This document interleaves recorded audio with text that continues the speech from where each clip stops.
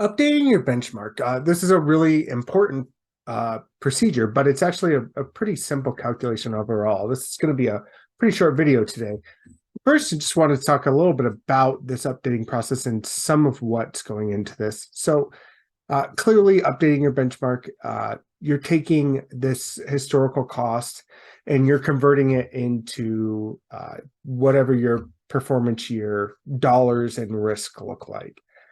Now, that seems pretty simple, but I think there's some real challenges here. And a lot of that is inflation is always very tricky. It's a simple concept that almost everyone understands, that prices go up over time, but actually measuring that inflation and then being able to apply that is tricky. And that's really important in a program where we are looking back to say, did you actually save money? We have to really understand what of that trend is the inflationary aspects that are going on, and what are increases or decreases in spending due to changes in those behaviors that CMS is really trying to drive. They really are trying to decrease that trend. So it's a really important part of the calculations, even though the actual calculations themselves are relatively simple.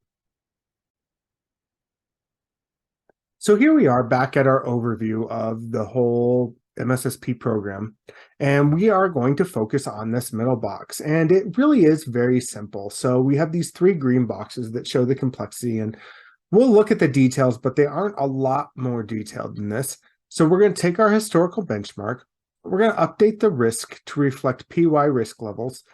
This is going to be capped at a 3% increase for the ACO. So your HCCs cannot grow more than 3% over the course of a contract. Furthermore, you then update the PMPY to reflect PY dollars. So this is done using the National Regional Blended Trend Factor. So let's dive into these details. So again, we're starting at that historical benchmark. We take the ratio of the PY to BY3 HCC scores. Again, if you remember back to the benchmark video in video 2, that video, I really emphasize the importance of BY3. And again, we see that here. BY3 is really important because this is what we're basing this update on. If for some reason you had very low HCC scores in your BY3, then you may naturally increase faster.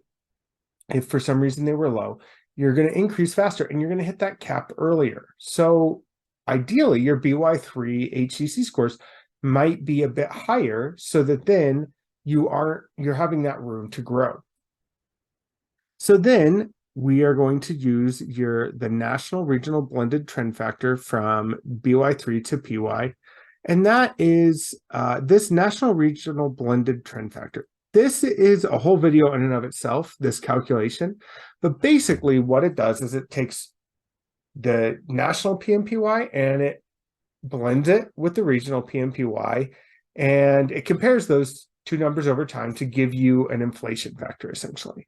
And that blending is done really based on your market share in your region. So this is done to trend your dollars forward, and we multiply all that together, and then we get an updated benchmark.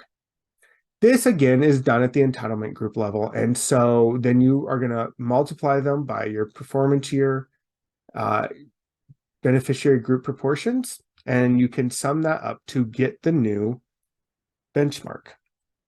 So it really is a very simple calculation, but it has a lot of importance, especially because you consider that, in year one of your contract, this rolling forward is only 1 year, but by the end, your benchmark years don't change. So unless you enter a new contract period, you're going to have those same 3 benchmark years, but you have a 5-year contract. So at the very end, you're actually updating these to reflect 5 years of change. If you think about what was going on 5 years ago in the healthcare world, you realize 5 years, a lot can happen. COVID wasn't on our radar.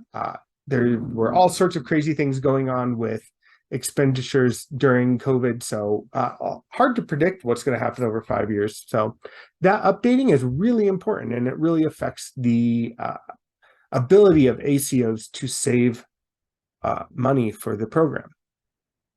Thank you for joining this video, and I hope you will join us in future videos.